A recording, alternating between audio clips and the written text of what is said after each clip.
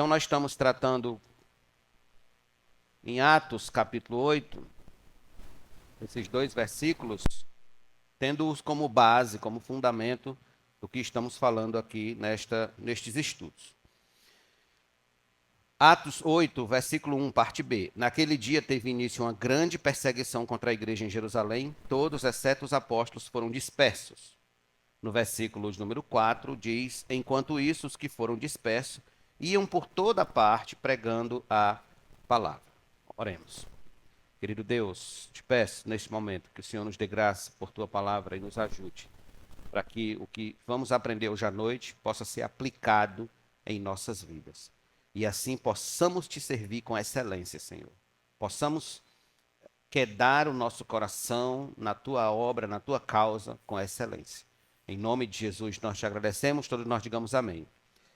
Queridos irmãos, o evangelismo, ele é uma ação espiritual que somente aqueles que amam ao Senhor de todo o seu coração, alma, força e entendimento conseguirão praticar com satisfação, com alegria, com desejo real no coração.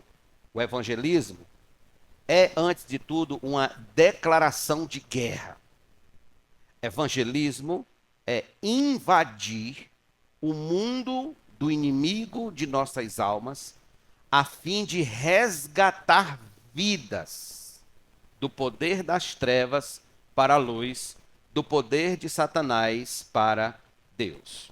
Em outras palavras, o evangelismo verdadeiro e genuíno é algo que somente o cristão verdadeiramente nascido de novo pode executar, pode fazer, porque foi algo que lhe aconteceu, foi algo que ocorreu com ele. Ele foi alvo do evangelismo de alguém. Ele foi resgatado daquela condição miserável de escravidão. Então, ele sabe como é. Por isso que somente ele pode fazer um evangelismo com a intensidade real e necessária. Um cristão que não vive para evangelizar é um cristão que ainda não experimentou o poder real do evangelho. Falta-lhe esta experiência avassaladora, essa experiência tremenda que o constranja a agir em resposta de gratidão ao amor que o salvou. Então, o cristão que não vive para evangelizar é porque ele ainda não experimentou de verdade um nascer de novo poderoso da parte do Espírito Santo em seu coração. Nesse estudo, nós estamos considerando exatamente o assunto do evangelismo nas duas frentes. As duas frentes. Tanto no que tange a teoria, quanto no que tange a prática. Nós já tivemos a oportunidade de considerar alguns pontos que eu diria teóricos. Primeiro, a gente falou sobre definindo o evangelismo. Segundo, o conteúdo do evangelismo. Terceiro, as razões do evangelismo. E hoje nós vamos ver mais 3 pontos a este respeito. Quarto lugar, nós consideraremos agora os instrumentos do evangelismo. Os instrumentos do evangelismo. Então, em Atos, capítulo 8, no versículo 1, a parte B, diz assim: naquele dia teve início uma grande perseguição contra a igreja em Jerusalém. Todos, exceto os apóstolos, foram dispersos pelas regiões da Judéia e da Samaria. Observe, esse texto é claro em mostrar a quem Deus usa para levar o evangelho adiante. São pessoas comuns que foram resgatadas pelo poder do Espírito Santo, pela ação do Espírito Santo, salvando dos seus pecados. Lembrem que este povo aqui, que nós estamos falando, era o povo do Pentecostes. Era o povo que foi resgatado e salvo naquele sermão de Pedro. E alguns outros também que vieram após aquele sermão de Pedro. Eles estavam vivendo muito bem em Jerusalém. A igreja florescia com tranquilidade e conforto, mas o propósito eterno não estava avançando. O propósito eterno era que a igreja avançasse além dos muros de Jerusalém. Cristo não fez uma igreja, não criou uma igreja para ficar apenas circunscrita a Jerusalém, dentro de Jerusalém, na praça de Jerusalém. Não, ela precisava pulverizar a mensagem da cruz além dos muros da cidade. Veja só o que foi que Jesus disse a respeito da igreja. Venha para Atos, capítulo número 1. Atos, capítulo número 1. Jesus, quando está exatamente subindo aos céus, ascendendo aos céus, ele faz uma promessa para a igreja, para os apóstolos, para todos que ali estavam naquele momento junto a eles, dizendo o seguinte, versículo número 8. Mas vocês receberão poder ao descer sobre vocês o Espírito Santo, e serão minhas testemunhas, não testemunhas de Jeová, testemunhas de Jesus, serão minhas testemunhas, tanto em Jerusalém, como em toda a Judéia e Samaria, e até os confins da terra. Este foi o propósito original eterno, de que a igreja iniciasse em Jerusalém, fosse além de Jerusalém, toda a região da Judéia, Samaria, Galileia e até os confins da terra. Até o fim do mundo. O que se acreditava naquela época que o mundo terminava na Espanha, onde é a Espanha hoje. No entanto, a igreja se acomodou em Jerusalém. A igreja se acomodou. Estava tudo muito bom, tudo muito legal. A igreja não queria sair dali. Então, o que acontece? Deus permite que se levante uma perseguição que obriga a igreja a se espalhar e a anunciar o evangelho. Ou seja, quando a igreja não cumpre Atos 1:8, Deus cumpre Atos 8:1 sobre a igreja. Vocês perceberam que em Atos 1:8, Deus diga que a igreja vá. A igreja não vai. Em Atos 8:1, a igreja vai debaixo de perseguição. Pois bem, os instrumentos do evangelismo são aqueles que foram alcançados pelo evangelho de Cristo. Então, este é um trabalho de todos os cristãos. Tem cristão aqui nessa noite? Levante a mão. Quem é cristão de verdade, levante a mão. Pois é um trabalho seu. É um trabalho meu e é um trabalho seu. Todos que foram alcançados. Não de um grupo especial, não só dos diáconos, não só dos presbíteros, não só dos missionários, não só dos evangelistas, né? Não só dos pastores, não. De todos os cristãos. Isso significa uma coisa, irmãos, que a igreja, ela precisa viver dentro de uma cultura de evangelização. De uma cultura de evangelismo. A igreja precisa estar evangelizando o tempo todo, constantemente. Constantemente ela precisa estar em contato com a evangelização. A igreja é formada de homens e mulheres cristãos que vivem imerso numa cultura evangelística 24/7. 24 horas do dia, por 7 dias da semana. Então, como é que a Bíblia Sagrada, como é que a palavra de Deus nos descreve como evangelistas? Abra sua Bíblia comigo na segunda carta de Paulo aos Coríntios, por favor.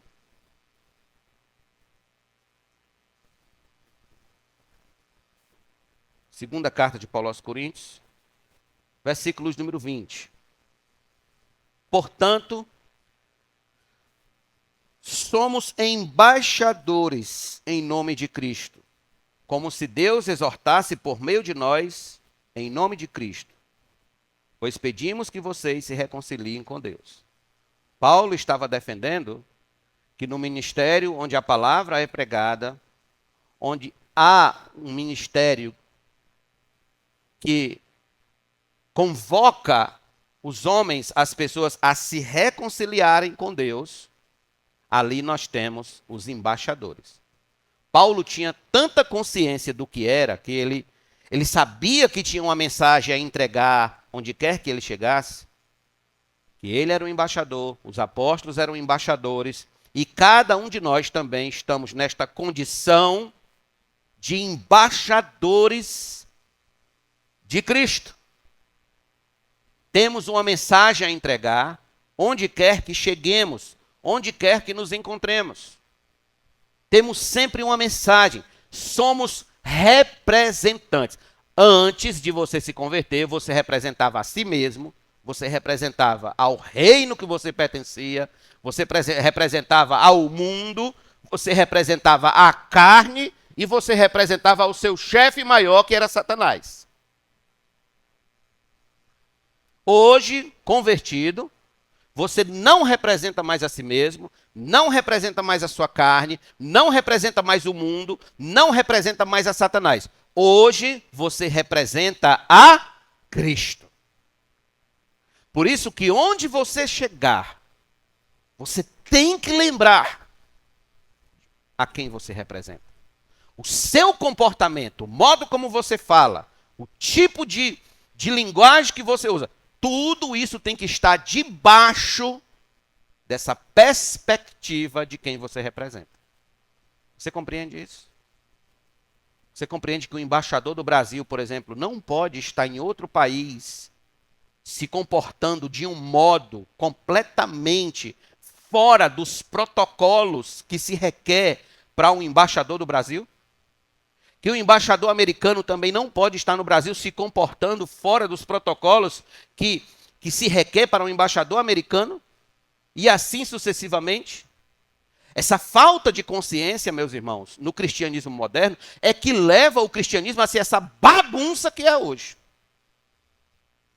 Essa bagunça, essa loucura, essa insanidade. Cristianismo afora. Porque nos falta consciência de quem somos. De quem somos. Quando eu coloco a minha farda para trabalhar, eu estou representando aquele que me paga. Aquele que paga o meu serviço. Eu tenho que me comportar, então, de acordo com os protocolos daquele que me paga, que paga o meu salário. Compreendem? Estão entendendo o que eu estou dizendo? Fala igual o pastor aqui não sabe. Amém, gente? Então, eu não estou falando de um fardamento. Quando você é cristão, você meramente não é uma questão de receber um fardamento. Eu estou falando de nascer de novo, de ter a natureza de Cristo agora em nós, de ter o Espírito Santo. Isso, meus queridos, nos coloca numa posição de privilégio acima dos homens que estão no mundo, estão lá no mundão, perdidos, cegos em pecados, mas ao mesmo tempo nos coloca numa responsabilidade gigantesca. Gigantesca. Porque nós precisamos então viver, reagir, agir, falar, nos conduzir como embaixadores do reino de Deus. Estamos representando o reino de Cristo. Esta é uma posição de grandeza cristã. Um embaixador, um representante, um mensageiro de Cristo. Você está sentado aí ao lado, se estiver do seu lado aí, de um embaixador de Cristo, do reino de Deus. Que responsabilidade é a nossa? John Stott colocou bem a questão quando disse, abre aspas, esta comissão está imposta a cada membro de toda a igreja. Cada cristão é chamado a ser uma testemunha de Cristo num ambiente específico em que Deus o colocou. Embora o ministério público da palavra seja um ofício sublime, o testemunho particular, ou a evangelização pessoal tem um valor que em alguns aspectos supera a pregação pública, visto que assim a mensagem pode ser adaptada de um modo mais especial. Fecha aspas. O que ele está dizendo é que em determinados momentos a pregação, como eu estou falando para vocês aqui, não pode chegar a nível de adaptação do ouvinte, mas quando você está no evangelismo, você pode chegar àquele nível onde a pregação pública não pode. Quer dizer, é algo que vai além da pregação de púlpito. Joel Bick falou, abre aspas, os meios que Deus usa no exercício da sua soberania são homens pecadores como nós. Jesus disse, ide e ensinai. Jesus não está dizendo que se deixe a evangelização na esfera da soberania de seu Pai. Também não está dizendo que devemos ficar apenas em uma sala ensinando. Precisamos voltar à ênfase de Jesus, que era a colocação das duas coisas juntas, ir e ensinar. Precisamos ser motivados à evangelização reformada pela obediência ao nosso Mestre. Fecha aspas. Então, o fato de nós evangelizarmos precisa estar como motivação à obediência ao nosso Mestre. Ir e ensinar, ir e ensinar, ir e ensinar. Em outras palavras, Deus não quis enviar anjos e arcanjos. Deus não quis enviar querubins e serafins para esta grandiosa e preciosa missão. Deus quis enviar homens e mulheres, pecadores, que tiveram a experiência do novo nascimento. Quem melhor para falar de alguma coisa senão aquele que teve a experiência daquilo que está falando? Os anjos não tiveram. Nem os anjos caídos, que continuam caídos, nem os anjos que permanecem firmes na presença do nosso Deus. Então, ninguém melhor para falar da salvação do que aquele que estava perdido. Essa perspectiva é interessante, irmãos, porque ela regulamenta não apenas a questão da nossa identidade pública de servos de Cristo. Consciência de quem somos regulamenta também o modo como devemos nos relacionar uns com os outros. O respeito que devemos ter uns pelos outros, vendo o outro como um embaixador de Cristo. Posso até não gostar da cor do cabelo dele, posso até não gostar da camisa que ela veste, posso até não gostar do estilo de óculos que fulano usa, mas eu tenho que respeitá-lo como um embaixador de Cristo, se ele é meu irmão em Cristo. Eu tenho que respeitá-lo. Portanto, antes de você desprezar ou menosprezar um irmão em Cristo, lembre que você está atacando um embaixador de Cristo.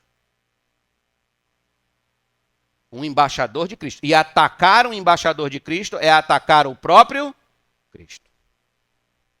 Por isso que eu preciso ter respeito pelo irmão que está do meu lado. Por isso. Então, cada cristão, falando ainda sobre os instrumentos e encerrando esse ponto, cada cristão verdadeiramente nascido de novo é um embaixador de Cristo, deve se comportar como tal, deve viver como tal e não se envergonhar da mensagem que traz consigo. Não se envergonhe. Não se envergonhe. Quando a gente é do mundo, do mundão, do oco do mundo, a gente não tem a menor vergonha de falar tanta sujeira, ceboseira, lixo que sai da nossa boca. A gente não tem. A gente não tem. A gente fala todo tipo de pornografia, todo tipo de palavrão, todo tipo de piada suja e brincadeira suja, sem o menor pudor. Mas quando se trata do evangelho, a gente dá uma recuada. A gente dá uma recuada. E eu vejo que hoje era para ser o contrário, né? No caso da gente era para ser o contrário. Porque hoje nós temos uma mensagem que ela é urgente, ela é poderosa, ela é viva, ela é eficaz. E nós somos os embaixadores a quem Deus confiou esta mensagem. Então, em quarto lugar, nós falamos agora sobre os instrumentos do evangelismo. Quinto lugar, as estratégias do evangelismo. As táticas do evangelismo. Talvez esse seja um dos pontos mais esperados desse estudo, mas inúmeras estratégias já foram trabalhadas ao longo dos anos na propagação do evangelho, como por exemplo, pregação nas ruas, cruzadas nos estádios, impactos de evangelismo, quando junta um grupo de jovens, um grupo de homens e mulheres e saem para evangelizar, distribuição de folhetos de porta em porta, abordagem das 4 leis espirituais de Bill Bright. Não sei se vocês chegaram a ter isso aqui na Paraíba, mas lá no Ceará a gente teve muito trabalho com as 4 leis espirituais, Bill Bright. Evangelismo pioneiro. Não sei se vocês também tiveram aqui, mas a gente teve lá. Pequenos grupos, nem se fala, né? G12, M12, M13, M14, por aí se vai. Filmes e teatros nas praças. Enfim, uma inúmera quantidade de estratégias, táticas a fim de evangelizar já foram usadas pela igreja. Todavia, quando a gente fala em tática de evangelismo, a gente fica ansioso para saber qual é aquela que pode ser usada como uma bala de prata, que sempre que a gente usar, ela vai fazer o ouvinte, o pecador, se ajoelhar aos nossos pés, pedindo para ser salvo. Pastor, qual é essa? Qual é? Existe? Será se existe essa bala de prata do evangelismo? A fórmula mágica que ninguém resiste e se rende a Cristo? Será se existe?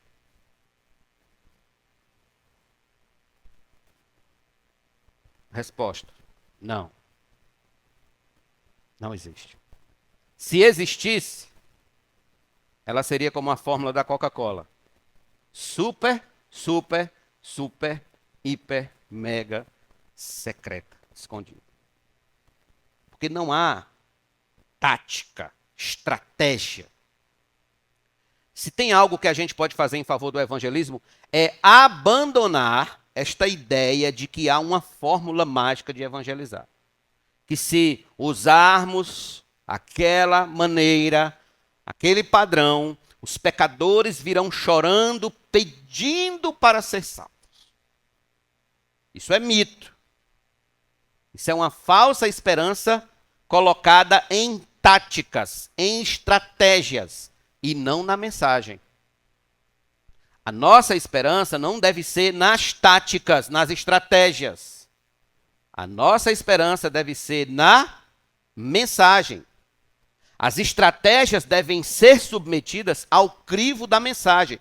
E antes de você usar a estratégia, deve perguntar se ela é adequada, razoável como condutora da mensagem bíblica. Como condutora da mensagem bíblica. Entenda, eu não estou dizendo que a gente deve descartar totalmente. Estou apenas dizendo que devemos ser cautelosos antes de abraçar táticas evangelísticas que mais atrapalham a mensagem do que ajudam. Mais atrapalham do que ajudam.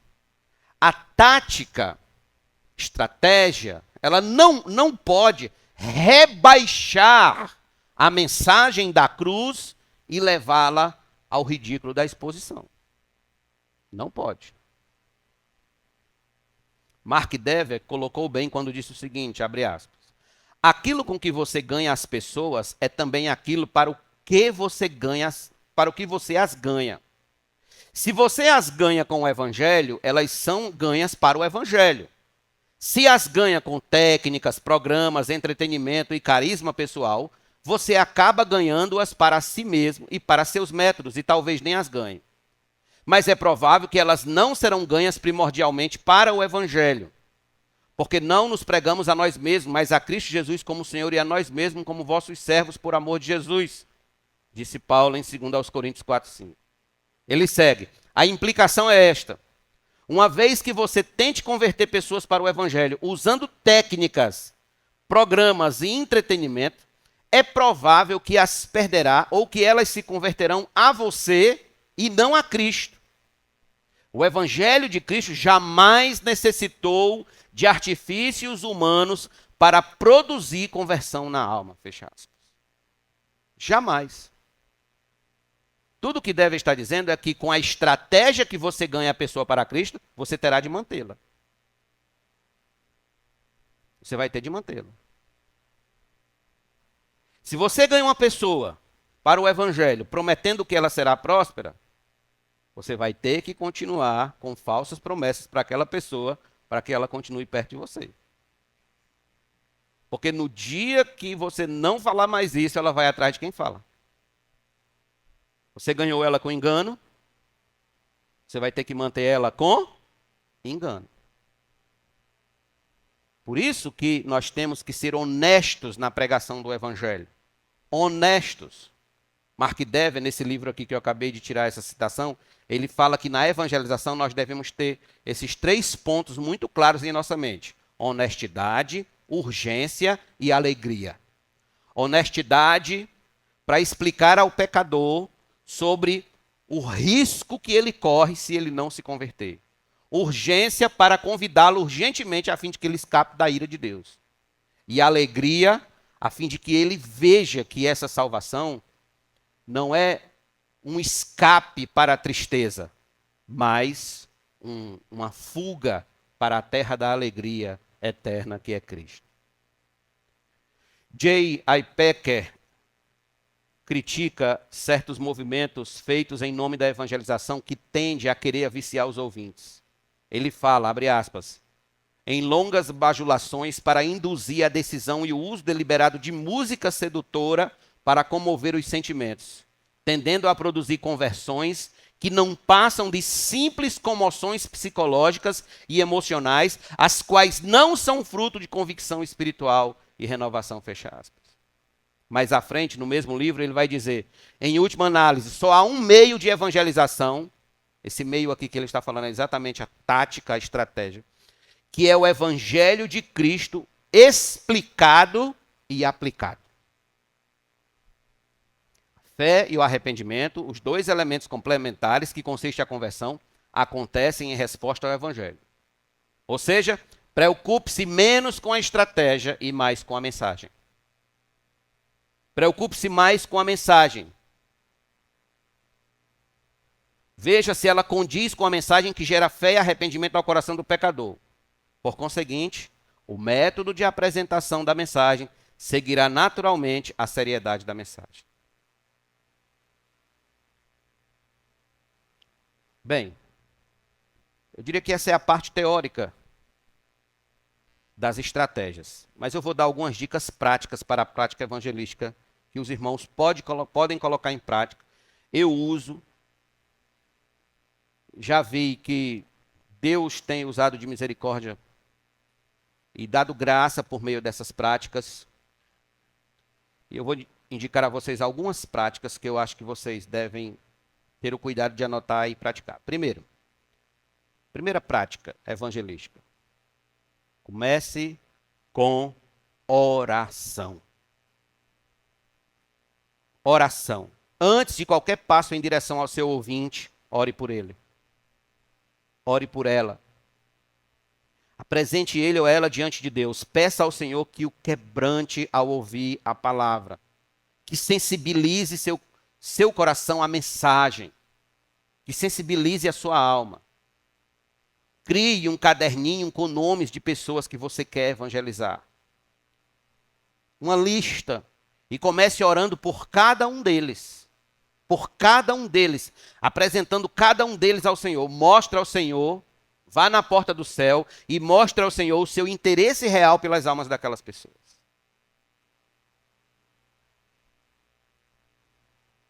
John Knox orava dizendo, Senhor, dá-me a Escócia ou eu morro.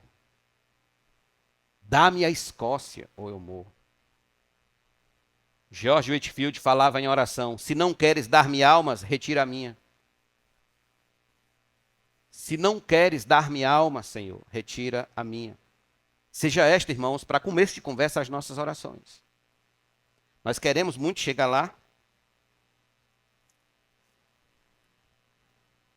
Está tudo fechado aqui. Nós queremos muito chegar lá, na pessoa que a gente olha, vou evangelizar. Toma o folheto. Se converte agora. Quer fazer uma oração?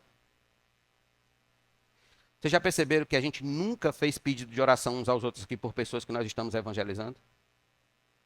Mas nós queremos ganhar almas para Cristo. Nunca vi, nesses 7 anos que eu estou aqui na igreja, alguém dizer, pastor, ore por fulano, estou evangelizando ele. Ou pastor, coloque esse nome aí no seu livrinho de oração, porque eu vou começar a evangelizar essa pessoa e eu quero interceder por ela já de agora. A gente quer uma fórmula mágica. A gente entrega o folhetinho e a pessoa já esteja já se rendendo aos pés da gente pedindo Jesus para entrar na vida dela. Não funciona assim não. Não funciona assim. Em Atos capítulo 4, os apóstolos precisaram orar pedindo o quê? Pedindo o quê? Ousadia, intrepidez para alcançar as almas. Eles começaram com oração. Os apóstolos falaram, porque no capítulo 6, nós vamos nos dedicar à palavra e à oração. Oração por quem? Pelo quê? Então, queridos irmãos, comece com oração. Tantas pessoas que você conhece, você quer alcançar para Cristo. Comece por aí. Segundo lugar, segunda tática, segunda estratégia de um evangelismo eficaz. Leitura bíblica afiada. Leitura bíblica afiada. Pesa sobre cada evangelista o conhecer bem a palavra de Deus, ser sábio nas sagradas letras. Ser sábio, saber explicar com clareza a razão da esperança que ele tem em Cristo, que ela tem em Cristo. É como um policial, ele precisa conhecer bem a sua arma para ele poder combater eficazmente.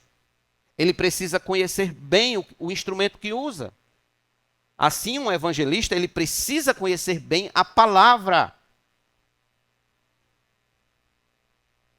Bem, se eu sou um embaixador de Cristo, se eu sou um evangelista por nascimento, por novo nascimento, e se eu, como evangelista, não conheço a palavra com profundidade, então eu estou funcionando errado.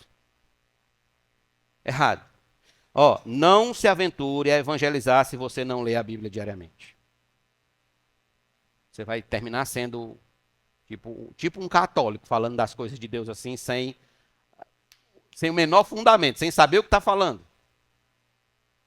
Não se aventure a evangelizar se você não lê Bíblia diariamente, se você não tem qualquer contato com as Escrituras de um modo sério, diligente e fervoroso. Há um risco de passar vergonha no evangelismo. De passar vergonha se você conhece pouco da Bíblia. Não saia de casa sem a espada estar afiada.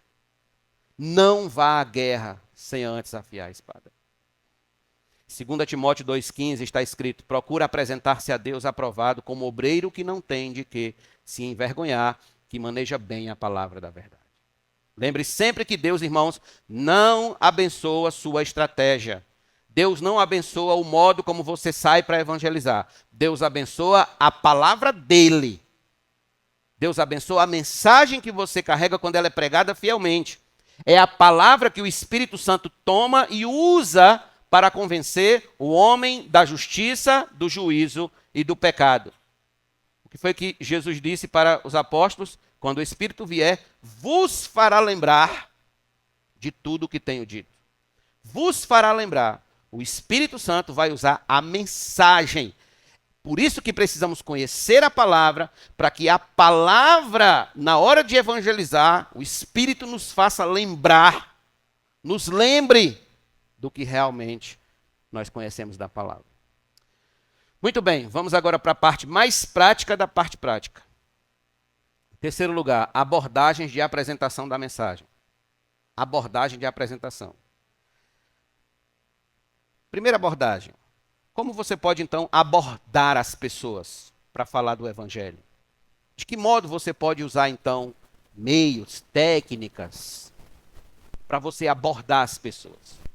Então, em primeiro lugar, anote, fatos do cotidiano. Fatos do cotidiano. Nesta abordagem, você pode começar usando fatos que geram repercussão na sociedade. Você vai enfatizar que se o homem não tivesse pecado contra Deus, nada disso aconteceria. Mas já que pecou, terá que arcar com as consequências.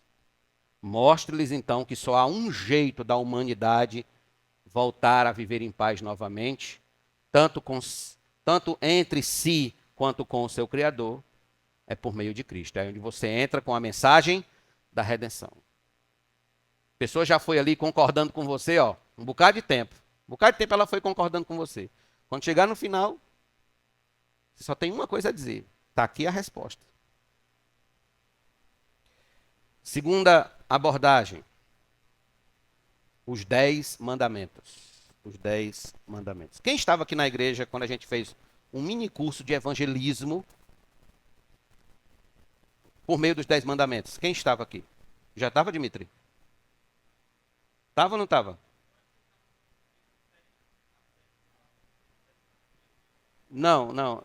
Não, é o mini curso de evangelismo que tinha uma parte que a gente usava exatamente de abordagem dos 10 mandamentos. Eu acho que a maioria de vocês aqui, talvez, acho que só Tatiana e Miguel. Miguel ainda era pequenininho, ainda tinha bochecha ainda. Aí ele, ele não lembra, não. Foi na época da pandemia, mas foi antes, então. Foi antes da pandemia. Foi antes, porque a Rosânia não lembra, não. Nem antes lembra. Antes eles vieram exatamente no período da pandemia. Bem, voltando aqui, deixa eu explicar como é que funciona essa abordagem. Vou explicar como funciona essa abordagem. Vou fazer melhor. Eu vou fazer com uma pessoa aqui, do meu lado. Muito bem. Como é seu nome? Rafael, muito bem. Rafael, me diga uma coisa. Você saberia me dizer 10 marcas de carro?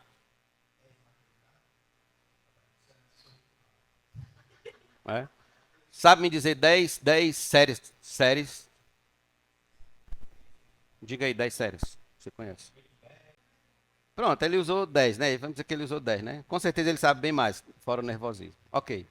Então você abordou a pessoa, você disse, olha, você conhece, a pessoa disse 10 coisas que ela conhece muito bem. Aí você então diz o seguinte, me diga agora uma coisa. Você conhece os 10 mandamentos? Saberia me dizer pelo menos a maioria de mandamentos que você conhece? Não matarás. Ok. Muito bem. Então veja bem. Vou lhe dizer os 10 mandamentos. Certo? Não ter outro Deus ante o Senhor. Não se prostrar, adorar imagens de escultura. Não tomar o nome do Senhor em vão. Guardar o dia do Senhor. Honrar pai e mãe. Não matar. Não adulterar. Segue? Qual é o outro? Vamos? Não dirás falso testemunho. E não cobiçar, né? Não cobiçarás em geral. Enfim, de certo modo você tem que lembrar dos 10 mandamentos, porque você é o evangelista, né? Você é o evangelista. Muito bem. A pergunta é, essa aqui é a pergunta-chave. Pergunta-chave. Rafael, se Deus hoje fosse lhe julgar, tomando por base esses 10 mandamentos, você acha que seria salvo ou condenado? Não, você já quebrou algum deles? Já? Pronto. Então, se ele fosse lhe julgar hoje somente pelos 10 mandamentos, você seria salvo ou condenado?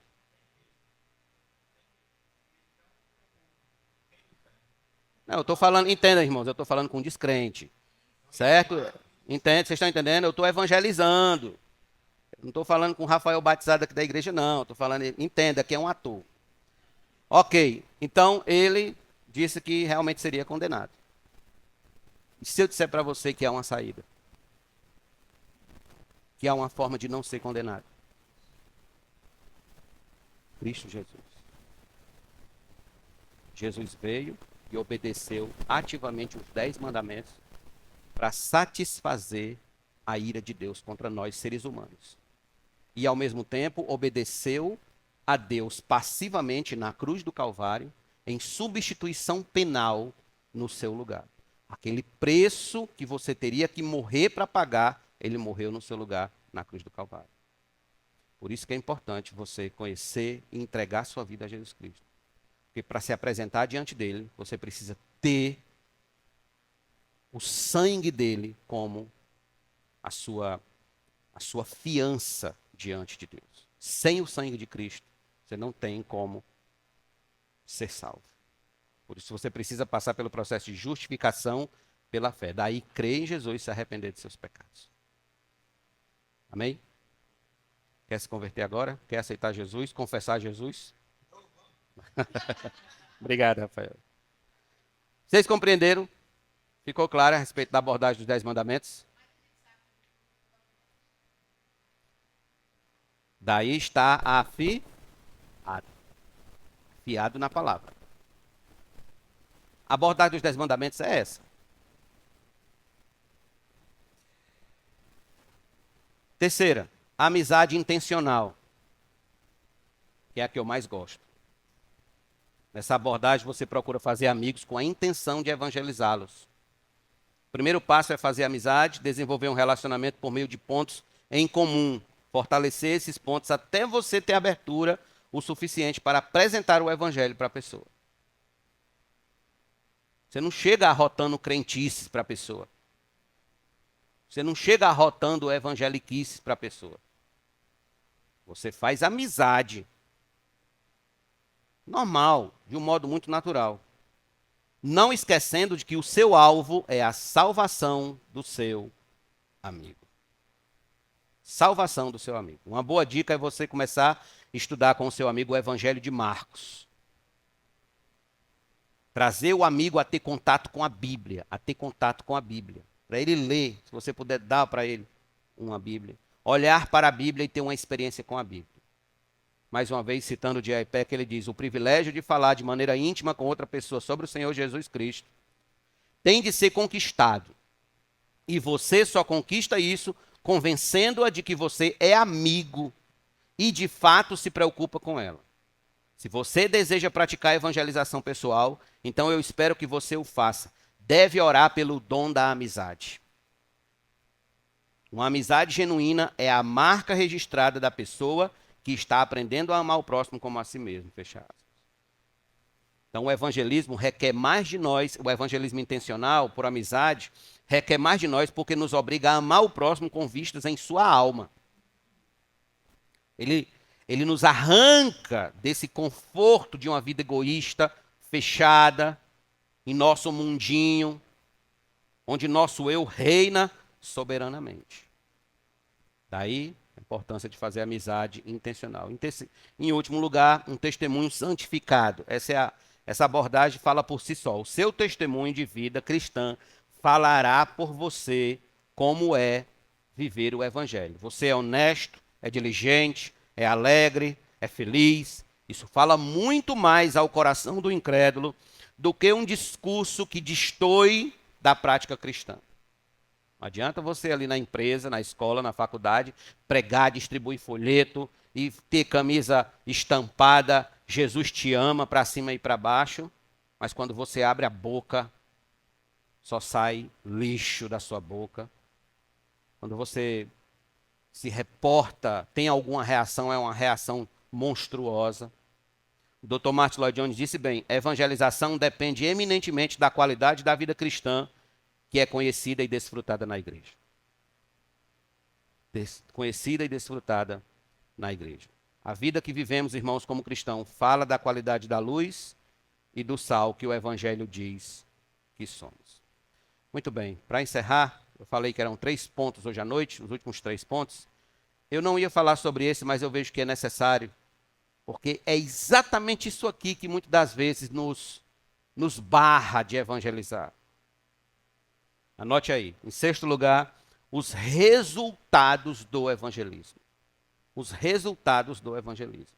Quero convocá-lo a vir comigo rapidinho a 2 Coríntios, capítulo número 2. 2 Coríntios 2.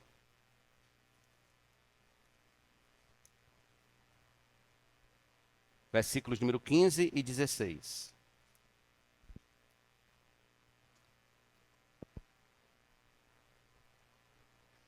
Porque Paulo, lembra que em 2 Coríntios, Paulo está defendendo o seu apostolado, defendendo a sua missão. Porque nós somos para com Deus o bom perfume de Cristo, tanto entre os que estão sendo salvos, como entre os que estão se perdendo. Para com este cheiro de morte, para com aqueles aroma de vida para a vida. Quem, porém, é capaz de fazer estas coisas? Veja. Há muitos... Paulo diz que o fato dele ser um mensageiro do Evangelho de Cristo faz com que o evangelho obtenha os resultados segundo a soberania de Deus. Se para uns o evangelho tem cheiro de vida a partir da sua vida, para outros tem cheiro de morte, de condenação, mas ambos glorificam a Deus. Em uns, Deus é glorificado na sua graça, em outros, Deus é glorificado na sua justiça. Na sua justiça. A expectativa dos resultados é o que comumente mais paralisa muitos irmãos de evangelizar. Por quê, pastor? Porque ou a gente está num extremo ou no outro. Ou a gente quer resultados imediatos, ou a gente não acredita que haverá resultado algum. Todavia, irmãos, os resultados não devem ser medidos pela vista, mas pela fé. Os resultados do evangelismo, eles vão além do que a gente possa imaginar. Vão além. Eu creio que a gente deve olhar para os resultados por dois ângulos. Dois ângulos. Quais? Anote. Primeiro, o ângulo do amor. O ângulo do amor. Sempre que evangelizamos alguém, estamos declarando publicamente nosso amor por sua alma. Nossa preocupação com seu destino eterno. Isso é amor ao próximo. E não podemos, de modo algum, perder de vista o amor ao próximo. O amor lança fora todo medo. Todo medo. Packer, mais uma vez, vai dizer, se o que nos impede, como acontece usualmente, é o medo de ser considerado anormal e ridículo ou perder a popularidade em certas rodas de amigos, é preciso que nos perguntemos, essas coisas devem nos impedir de amar ao próximo? Então, quando você estiver com vergonha, quando você estiver ali constrangido, quando você estiver ali meio que fechado, com medo, lembre, você vai permitir mesmo que essas coisas impeçam você de cumprir o mandamento de amar o próximo? De falar de Jesus para ele, para ela, seja lá quem for. Em segundo lugar, nós temos o ângulo da soberania de Deus. O ângulo da soberania de Deus. Volte comigo a Atos, capítulo número 2, rapidinho, por favor. Atos 2, verso 47. Mostra como é que a igreja crescia naquela época. Louvando a Deus e contando com a simpatia de todo o povo. Enquanto isso, o Senhor lhes acrescentava dia a dia os que iam sendo salvos. Nós vamos encontrar mais textos feitos esses, Atos dos Apóstolos adentro. Quanto mais a gente lê capítulo 3, capítulo 5, capítulo 6, e assim sucessivamente, a gente vai encontrar textos e mais textos, capítulo 8, capítulo 9, textos e mais textos falando do fato de que era o Senhor que acrescentava pessoas à sua igreja. Paulo vai deixar isso muito claro em 1 Coríntios, não é isso? Paulo planta, Apolo rega, mas Deus é quem dá o crescimento. Isso aí parte exatamente da soberania de Deus. Irmãos, nosso coração não pode se afobar em obter resultados. Não pode. Deus é quem dá o crescimento. Ele é quem edifica a igreja. Ele é quem convence o homem da justiça, do juízo e do pecado. E a nossa parte são apenas 3. Qual é a nossa parte, pastor? Pregar, pregar e pregar. Nossa parte. Pregar, pregar e pregar. Você já ouviu a história da conversão de um senhor chamado Luke Short? Luke Short. Ele era agricultor na Nova Inglaterra e já tinha chegado aos 100 anos de idade. Aos 100 anos de idade. Então ele estava, certa feita, sentado em um de seus campos, em meados de 1700, e ele começou a meditar e a refletir, e ele lembrou de uma pregação que ouvira em Dartmouth, na Inglaterra, quando ainda era rapaz, quando ele tinha 15 anos. O horror de morrer sob a maldição de Deus o impressionou tanto quando ele meditava nas palavras que ouvira muitos anos antes, que ele se converteu a Cristo 85 anos depois. Ele se converteu a Cristo 85 anos depois de ouvir a pregação do puritano John Flavel. John Flavel, o pregador puritano, jamais imaginaria que seu sermão frutificaria na vida de alguém 85 anos depois. Conta-se que certa vez Spurgeon foi testar a acústica de um espaço onde ele iria pregar, então ele citou João 3,16, porque Deus amou ao mundo de tal maneira que deu o seu Filho unigênito para que todo que nele crê não pereça, mas tenha a vida eterna.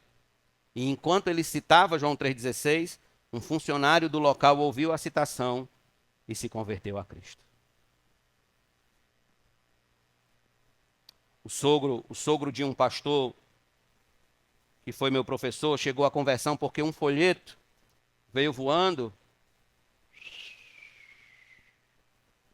e caiu aos seus pés. Ele leu o folheto, foi para a igreja naquela noite, se converteu, ele, a mulher e a casa dele todinha. Os filhos depois se tornaram pastores, foram para o ministério, os netos foram para o seminário. Porque quando Deus quer salvar um homem, quem resiste à sua doce graça? Quem resiste? Permita-me concluir com uma última citação de J.I. Packer, em seu livro A Evangelização e a Soberania de Deus. Comprem esse livro, irmãos. Comprem este livro. Em se tratando de evangelização, comprem esse livro, A Evangelização e a Soberania de Deus. Ele diz, abre aspas, a soberania de Deus em graça nos fornece a única esperança de sucesso na evangelização. Algumas pessoas têm medo de que a crença na soberana graça de Deus leve à conclusão de que a evangelização é inútil, visto que Deus salvará seus eleitos de qualquer jeito, quer eles ouçam falar do evangelho ou não. Como vimos anteriormente, essa é uma conclusão falsa, baseada em uma falsa suposição, mas agora temos de ir mais além e destacar que a verdade é exatamente o contrário. Assim, longe de tornar sem sentido a evangelização, a soberania de Deus em graça é a única coisa que a previne de ser sem sentido, pois ela cria a possibilidade, ou melhor, até a certeza de que a evangelização será frutífera. A parte dela não existiria nem sequer uma só possibilidade de a evangelização dar frutos. Se não fosse pela graça soberana de Deus, a evangelização seria o empreendimento mais fútil e inútil que o mundo viu. E não haveria perda de tempo mais completa sob o sol do que a pregação do evangelho cristão. Fecha aspas. Ou seja, o grande segredo do sucesso da evangelização não está em técnicas, não está em métodos, não está se eu falo bem, se eu falo mais ou menos, não está em absolutamente nada disso. O grande segredo do sucesso da evangelização está na graça soberana de Deus.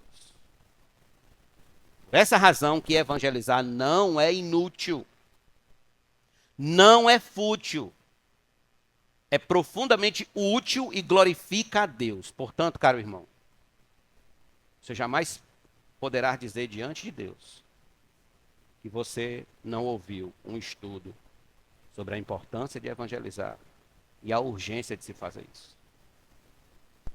Você jamais vai poder chegar diante de Deus e dizer, Deus, eu não evangelizei, porque nunca ninguém falou a esse respeito para mim. Cabe a você, de agora em diante, tomar essa palavra, esses 3 estudos que estivemos aqui nas últimas quartas-feiras, e colocá-lo em prática. Colocá-lo em prática. Portanto, evangelize. Evangelize. Evangelize. Muito obrigado, Deus, por tua palavra. Te louvamos por tuas misericórdias. Te agradeço pela paciência desses irmãos que aqui estão em ouvir a tua palavra e assim estudar o que significa, ó Senhor, os instrumentos do evangelismo, as estratégias do evangelismo e os resultados do evangelismo. Sim, Senhor, que possamos confiar em Ti, possamos ter profunda confiança na Tua graça soberana, de que a Tua palavra não volta vazia, que, ó Deus, que nos cabe fazer é pregar e pregar e pregar. De que aqueles que estão à nossa volta não têm estampado em suas testas, ó Deus, em suas frontes, de que eles são eleitos ou não eleitos. Nós não sabemos, isso aí é algo que o Senhor reservou para ti mesmo. Mas nos comissionou a pregar, a fim de que os eleitos, os teus eleitos, sejam alcançados por meio da pregação da palavra. Pois como está escrito, ó Deus, como está escrito, a fé vem pela pregação e a pregação da tua palavra. Em nome de Jesus eu te peço e te agradeço, assim ouve as nossas orações e recebe os cânticos que faremos a ti agora. Em nome de Jesus, muito obrigado, gratos, digamos amém.